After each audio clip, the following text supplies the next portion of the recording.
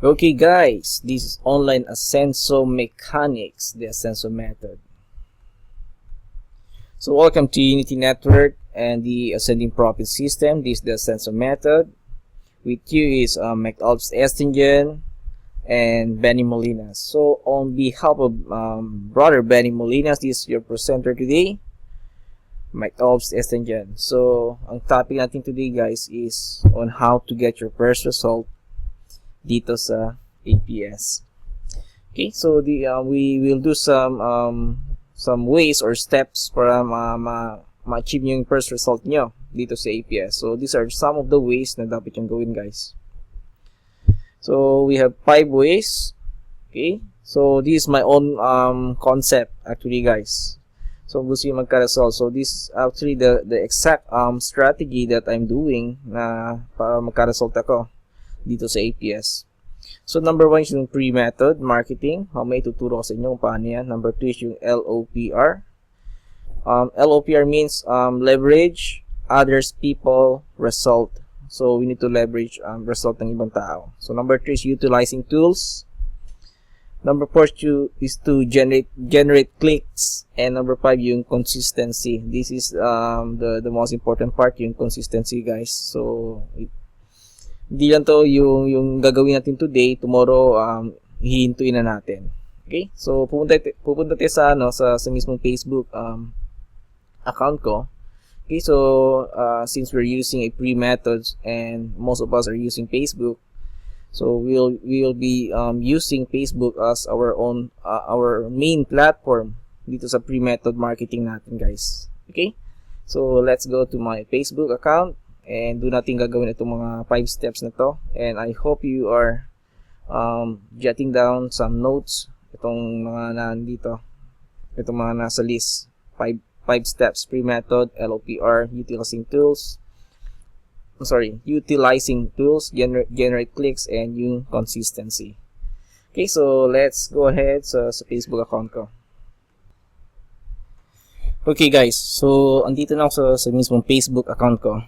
So, since we are using a pre-marketing method, okay, so I'm teaching you the pre-way, so hindi tayo gagastos dito. So, I will explain to you the pros and cons in using a pre-method, guys. So, using a pre-method, ang pinaka-consequence talaga dito, guys, is yung time. Okay, we are consuming time and effort dito if we're using pre-method of marketing. Okay, so paano natin gawin yun, guys? Para makuha natin yung first cha-ching or first result natin dito sa APS. So, first thing guys, in my previous tutorial, kung napanood nyo yun, so I have taught you about personal branding. So, in a way, na yung Facebook account nyo or yung mismong timeline nyo or yung profile nyo is very enticing sa mata ng tao. So, if you haven't done it yet, hindi nyo pa nagawa yun using yung Facebook account nyo, so I think you need to put some effort and time na using yung Facebook account nyo. So, let's take for example itong Facebook account ko. So, yung Online Ascenso, yung mismong banner ko na ginagamit ko. So, this is my tagline. Online Ascenso. And ito yung profile ko. Okay, so ako mismo yan. So, don't put any other photos. Kundi yung sarili nyo lang. Okay, so don't use other photo, mga athletes, actors, yan, mga idols nyo. Animals, cartoons, or whatever types or unrealistic photos. Dapat kayo yung mismo dyan. Okay, so in my timeline, so parang ito yung naging magazine ko guys. Okay, parang ito yung naging website ko. So you can utilize your own Facebook account as your own blog or website.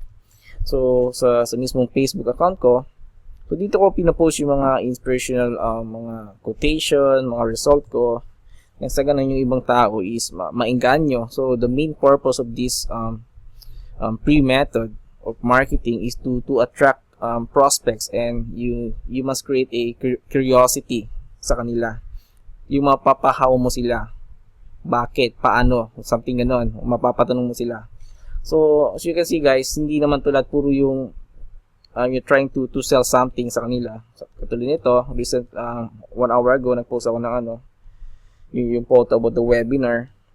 May mga result rin ako na pinopost. So dito nyo asikasuhin nyo guys muna. Yung first step nyo is asikasuhin yung Facebook account nyo. Okay?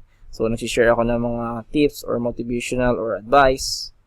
So, your main purpose dito guys, or your main goal is to attract prospects and mag-give ka ng value muna. Give more value. Okay? So, how to get your first result using yung Facebook nyo? Diba? So, first thing guys, asikasin nyo yung friends list nyo. Okay? So, I have taught also in the previous tutorial on how you can do your building your audience, di ba? So i-skip ko na yung yung method na yon, and I hope by this time alam niyo na paano gawin yon. So assuming you have more than 1,000 friends, so it's a best way for you to post mga result or may mga motivational quotes kayo dyan. So dito niyo ipo-post sa timeline nyo. Okay? So it's the pre-marketing method sa timeline nyo. Then the second thing na gagawin nyo as a marketing pre-marketing method is join some yung mga Facebook groups. So in the previous tutorial tinuro ko rin sa inyo, assuming ito online business para sa Pilipino. So dito kayo magpo-post guys, okay? So all you need to do is just post dito. First thing, pag wala pa kang result, so doon na pumapasok yung LOPR. So, leverage others people's result. So, paano nyo gagawin yon? You can utilize my result, you can utilize Benny Molina's result, or you can utilize top earners, mga result nila. Or, pupunta kayo sa mismong page ng Unity Network, guys. Okay? Dito, you can see a tons of result na pwede nyo i-download. Okay? As long as you just provide yung permission sa mismong tao na yun, ha? Kinagaya nyo yung gusto nyo i-copy yung mga result nila. Tulad nito, pwede nyo ito gayahin, just copy, and yun kay kay Coach Edward mismo to. Dami dito guys. Okay? So, ito, katulad kay Neil Fabregas, yan, pwede nyo i-download yan. So dito, I think sa photo section, dito maraming makikita guys. Okay, mga result. So diyan lang kayo mag-download guys. Okay? Then, if you download, assuming meron na kayong photo, you have taken from this group page, Unity Network. So, in your timeline and sa mga Facebook group na kabilang kayo, all you need to do is just create a short storytelling. So, we have explained in the previous tutorial about storytelling rin. So create your own story, put a small or short storytelling sa posting nyo. Okay, so something ganito, I'm creating a short story. So kailan ba mag-create ng short story nyo guys? Okay, and I'm pretty much sure na tinuro to sa previous tutorial natin. Okay, so number 2 is yung leverage others people result. That's the second way para makakuha nyo yung first checking nyo. Then yung third steps or ways natin is yung utilizing tools. Okay, utilizing tools ng of course yung APS. So especially if you have finished yung 10 steps training nyo and yung 30 days TIP, so dito guys sa mismong back office ng APS is may kita nyo yung tools. So dito, pwede nyo gayahin to. Okay, especially dito. Itong affiliate tools nila, affiliate links. So from here guys, ang dami natin pwedeng gamitin para i-promote. Okay, so let's wait for a while. Okay, so dito pa lang guys, you can see a few links na pwede natin gamitin. So may Inspired TV, Ascending Profit, Millionaire Master Plan, yung BYOB ni ebook. So pwede nyo to guys, just choose any of these. Okay, ebook is a best method for you to do. Magbibigay ka ng free. Okay, so once a free, bibigay ka ng libre sa mga tao, magugustuhan ng mga tao niyan. And yung Spark TV link, so yun guys, ito very powerful din to kasi you're giving them value, you're sharing some motivational videos, mga quotations, or yung mga stories na para ma-inspire sila. So dito kasi sa Inspire TV guys, may sarili tayong link. Okay, so all you need to do is just choose any of these videos, then i-share nyo lang sa timeline nyo or sa mga Facebook group na kabilang kayo. Okay, so I suggest before sharing the video, please watch the video first before you share, guys. Okay, at least alam nyo yung mga videos or content na sinishare nyo. Okay, so yung number 4 na way na kailangan natin gawin is yung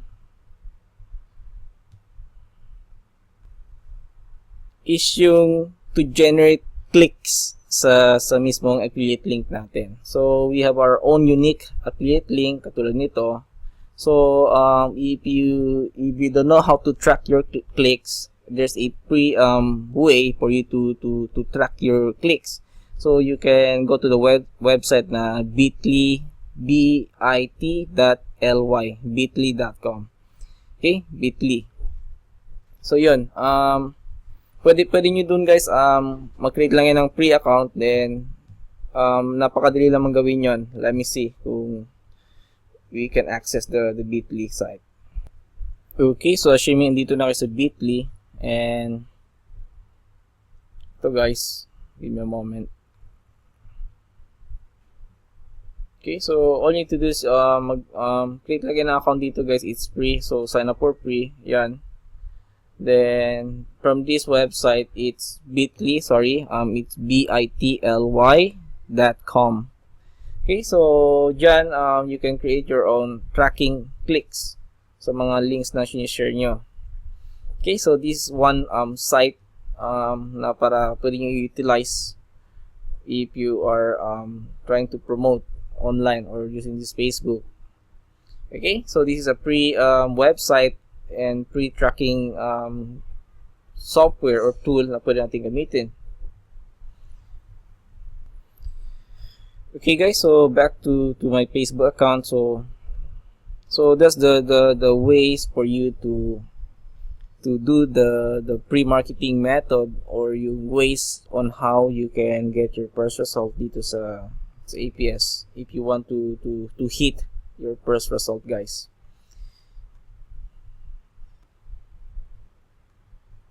Okay, so yun, guys, yung 5 ways is dito ko na yung sulat sa timeline ko, ha.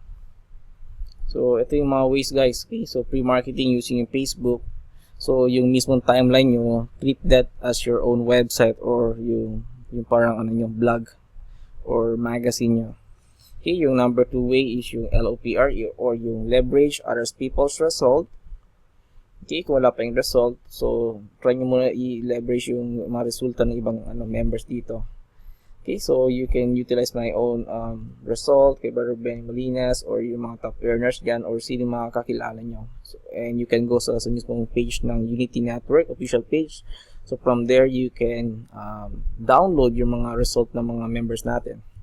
Number 3 way is yung utilizing tools, and we are utilizing using the apps tools. Okay, so a lot of tools na nandun, yung affiliate links, you can use Inspired TV, Master Plan Video, yung ebook, so it's up to you, guys. And your main goal is to generate more clicks sa link nyo, and I have shown to you yung website na, ito yung website, guys, .com. Okay, this is the website, bit.ly.com. So punta lang kayo dyan, and it's a free free tool para mag-sign in kayo, and this bit.ly.com is yun, you can see a tracking of your clicks, kung saan nagagaling, ilang clicks na nagkiklik ng nyo, yung links nyo. And number 5 is yung consistency, guys. So this is the most important part. Hindi lang tayo post dito sa Facebook account natin, sa timeline or sa mga Facebook group once a day or once a week. So dapat yan, continuous. Okay, so I hope this video helps you, guys. I hope this video helps you. So I hope the short video tutorial is you have learned something, guys. Okay, medyo quick lang siya, so I have made it as quick as short and quick as possible. At least hindi kayo maboring talaga. So at least you know the concept on how to do it para ma-hit yung first result or checking na dito sa APS. And the most dito yung pinaka recipe talaga is yung consistency, guys. Continue lang talaga yung pagpo-post nyo, and Yung nga, on a daily basis, dapat nyo talaga paglaanan ng oras. So yun guys, thank you for watching this short tutorial on behalf of Benny Molinas. This is McAlp's Engine of Online Ascenso, the Ascenso method. Thanks for watching guys.